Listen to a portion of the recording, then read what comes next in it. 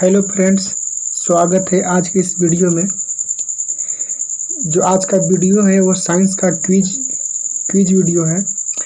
तो चलिए स्टार्ट करते हैं। पहला नंबर क्वेश्चन है कि अंडे में कौन सा विटामिन लगभग नहीं पाया जाता है। तो आप चाहे तो इसका आंसर कमेंट बॉक्स में दे सकते हैं और आप ये भी बता सकते हैं कि आपका कितना आंसर सही हुआ। तो अंडे में कौन सा विटामिन लगभग नहीं पाया जाता है, इसका जो आंसर होगा वो होगा विटामिन सी। तो विटामिन ए जो है, विटामिन ए इसमें इसका जो रासायनिक नाम है वो रेटिनॉल है। विटामिन बी का रासायनिक नाम थायमिन है। और विटामिन जो डी है ये तो सूर्य के प्रकाश में पाया जाता है, जिससे इससे हड्डियाँ मजबूत होती है। और विटामिन इसमें हम एक्सप्लेन कर दिए हैं कि जो विटामिन सी की कमी से स्कर्वी होता है, इससे मसूड़ों में सूजन तथा रक्तस्राव तथा दांतों का कमजोर होना एवं अस्थियों का कमजोर होना या अस्थियों के जोड़ों में दर्द इत्यादि होते हैं विटामिन सी की कमी से। ठीक है। विटामिन सी खट्टे फल जैसे नींबू, संतरा, मौसमी आदि में पाए जाते हैं। तो विटामिन सी का जो रासायनिक नाम है वो अस्कॉर्बिक एसिड है। ठीक है। चलिए क्वेश्चन नंबर 2 पर चलते हैं। क्वेश्चन नंबर 2, हम तारों को टिमटिमाते हुए क्यों देख पाते हैं? तो हम तारों को टिमटिमाते हुए क्यों देख पाते हैं? जब तारों से प्रकाश चलता है तो उसे विभिन्न परतों से गुजरना पड़ता है। हमारा वायुमंडल भी स्थित नहीं है, तो हम जब वायुमंडल से प्रकाश गुजरता है तो हमें महसूस होता है कि जो तारा है वो टिमटिमा रहा है। तो इसका जो आंसर होगा वो होगा प्रकाश की अपवर्तन। इसका जो आंसर होगा वो एक नंबर इसका आंसर होगा प्रकाश के अपवर्तन। ठीक है। चलिए आगे देखते हैं। तीसरा नंबर क्वेश्चन है कि निम्नलिखित में से कौन सा पदार्थ सबसे अधिक ज्वलनशील है? मैंने सबसे कौन सा पदार्थ है वो सबसे ज़्यादा जलता है, ज्वलने में तेज है? वो होगा, इसका जो आंसर होगा 3 का, इसका आंसर होगा बी, नायलॉन। नायलॉन एक ऐसा पदार्थ है जो सबसे तीव्र गति से जलता है। चलिए आगे देखते हैं। ऐसे आकाशीय पिंड जो ग्रहों से बहुत छोटे होते हैं लेकिन जिनकी कक्षाओं मंगल और बृहस्पति के बीच होती है उसे क्या कहते हैं? तो इसका जो आंसर होगा वो होगा एस्ट्रॉयड। इसका आंसर होगा ए नंबर, इसे एस्ट्रॉयड कहते हैं। ठीक है, इसको एस्ट्रॉयड बोलते हैं। मंगल एवं बृहस्पति ग्रह की कक्षाओं के बीच में जो छोटे छोटे आकाशीय पिंड है, यह सभी सूर्य के परिक्रमा कर रहे हैं। इन्हें क्षुद्र ग्रह भी कहते हैं या एस्ट्रॉयड बोलते हैं।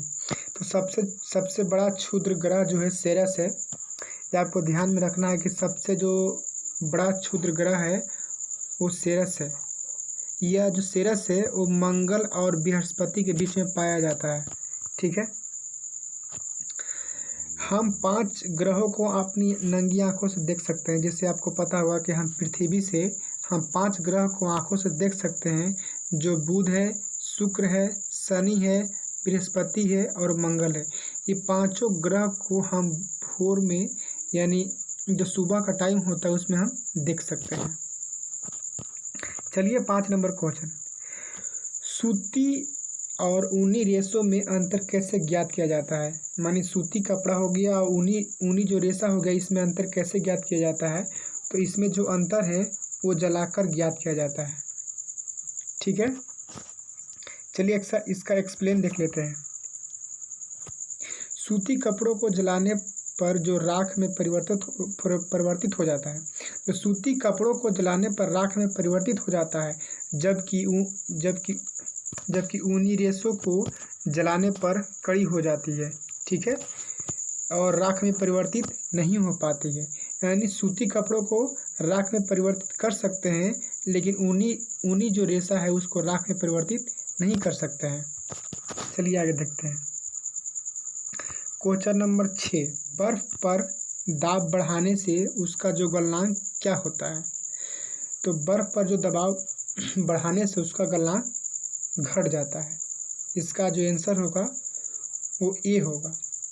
ठीक है, क्वेश्चन सही है। तो चलिए 7 नंबर क्वेश्चन देखते हैं। सूर्य उदय होते समय एवं डूबते समय लाल क्यों दिखाई देता है? तो जब सूर्य जो है उगते और डूबते समय लाल क्यों दिखाई देता है, इसका आंसर होगा प्रकीर्णन के कारण।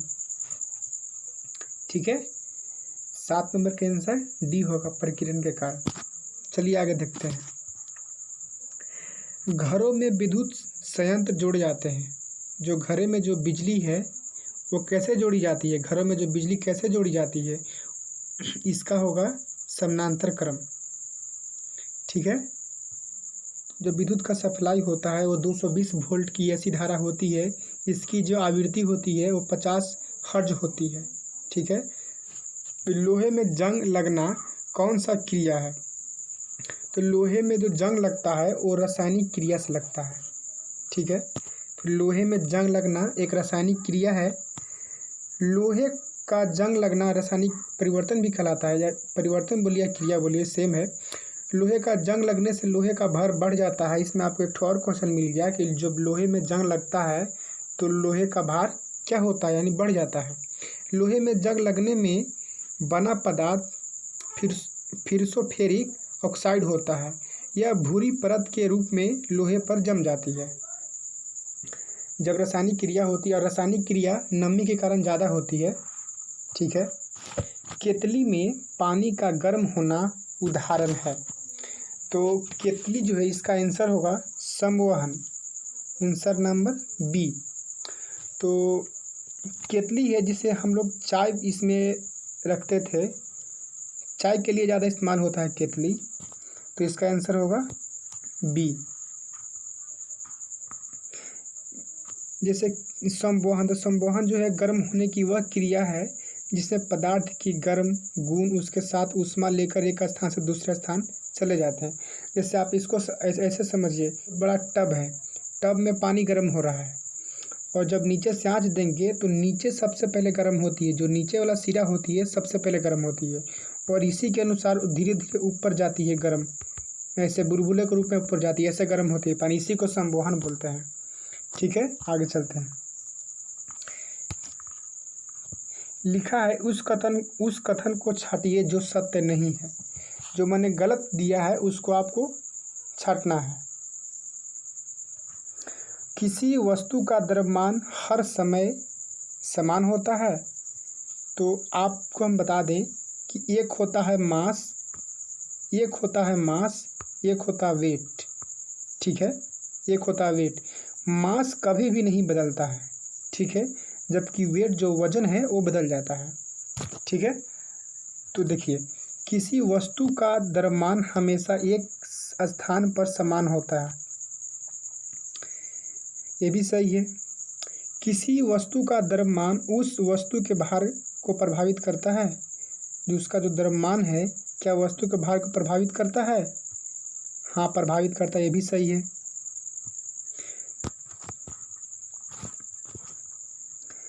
किसी वस्तु का भार गुरुत्वाकर्षण बल से प्रभावित होता है, ये भी जो है ये भी सही है।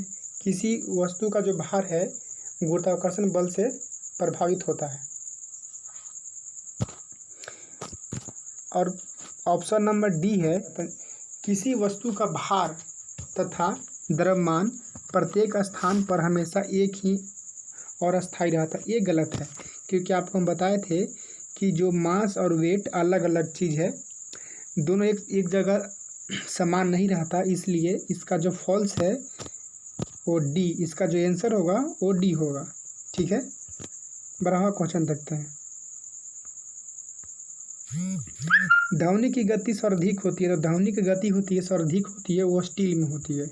ठीक है, सबसे ज़्यादा जो ध्वनि की गति है वो स्टील में होती है। तो वायु में गति कितना होती है? तो वायु में गति होती है 332 मीटर प्रति सेकंड, और जल में जो इसका गति होती है वो होती है 1493 मीटर प्रति सेकंड। चलिए आगे क्वेश्चन देखते हैं।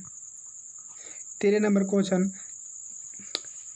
विलय में विलयन से पृथक किया जाता है।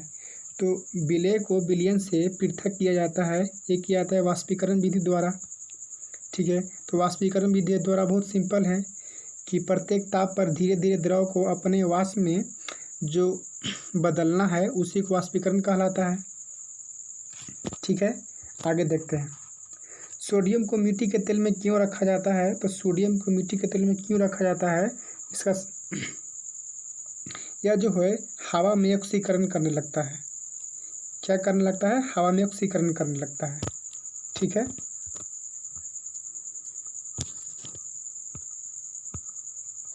15 नंबर क्वेश्चन, चेचक के टीके का आविष्कार किसने किए थे? तो चेचक के टीके का आविष्कार एडवर्ड जेनर ने किया था।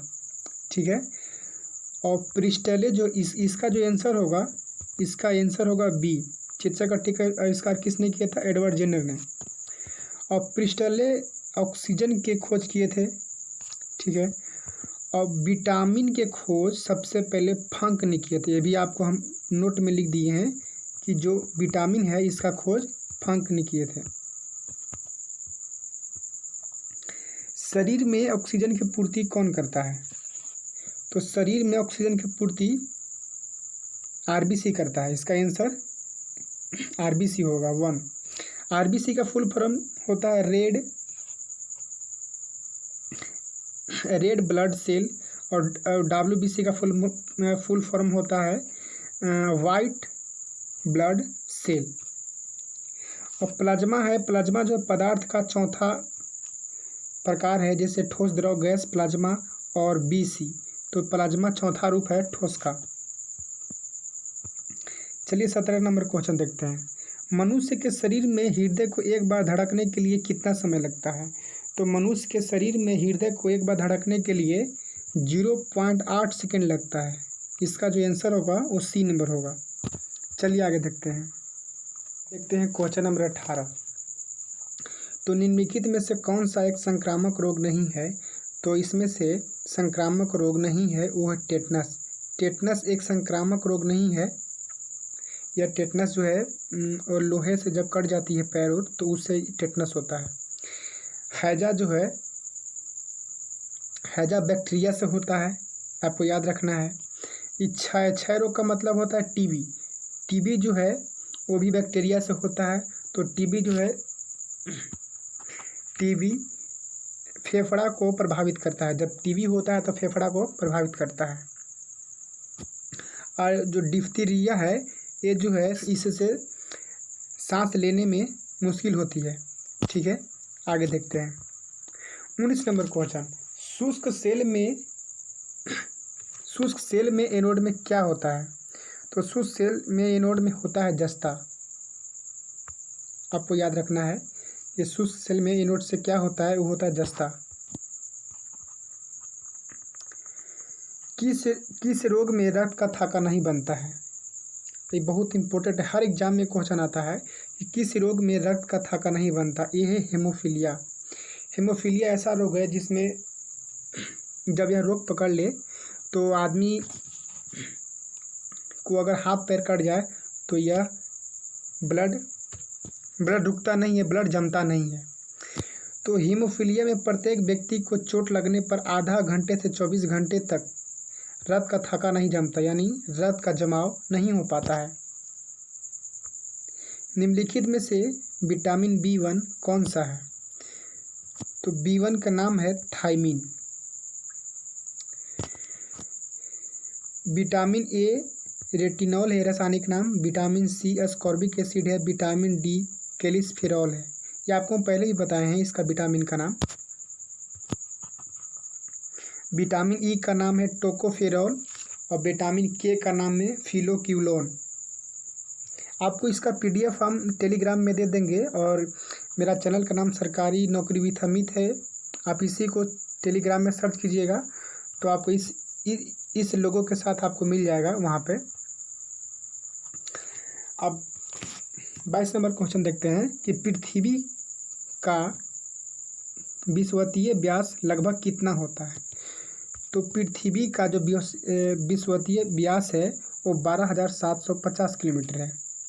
ठीक है, अब 23 नंबर क्वेश्चन देखते हैं।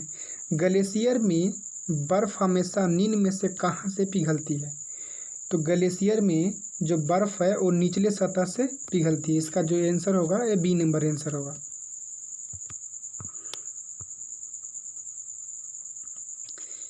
किस अक्रिय गैस के बाहरी कोश में इलेक्ट्रॉनों की संख्या होती है? तो अक्रिय गैस के बाह्यतम कक्षा में कितने इलेक्ट्रॉन होते हैं? तो अक्रिय गैस के बाह्यतम कक्षा में 8 इलेक्ट्रॉन होते हैं। ठीक है, यानी अक्रिय गैस उससे कहते हैं जो अपना अष्टक पूरा किया हुआ रहता है। प्रकाश संश्लेषण प्रक्रिया के लिए अनिवार्य कच्ची सामग्री क्या है? तो आपको पता होगा कि प्रकाश संश्लेषण के लिए सब महत्वपूर्ण चीज़ है वो कार्बन डाइऑक्साइड है, जल एवं सूर्य की प्रकाश है और क्लोरोफिल है, यानी इसका आंसर होगा वो डी होगा, उपयुक्त सभी। अब देखते हैं मायोसिन प्रोटीन क्या है। अगला जो क्वेश्चन है 26 नंबर का क्वेश्चन है, ये मायोसिन प्रोटीन पाई जाती है। तो मायोसिन प्रोटीन जो है पेशी में पाया जाता है।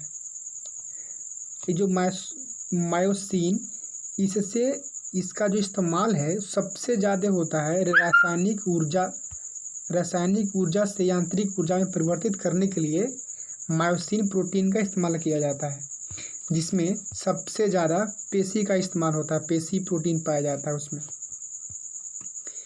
ठीक है, 27 नंबर क्वेश्चन देखते हैं। परमाणु सिद्धांत की जन्मदाता कौन है? तो परमाणु सिद्धांत का जन्मदाता डाल्टन थे। ठीक है, और रदरफोर्ड है,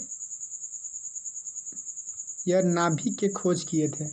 ये मतलब परमाणु के नाभिक के खोज रदरफोर्ड ने किए थे, और चैडविक जो है न्यूट्रॉन के खोज किए थे। कितनी ऊंचाई पर वायुमंडल में 1 डिग्री सी तापमान घट जाता है? तो कितनी ऊंचाई पर जाने पर वायुमंडल का 1 डिग्री तापमान घटता है? वो है 165 मीटर।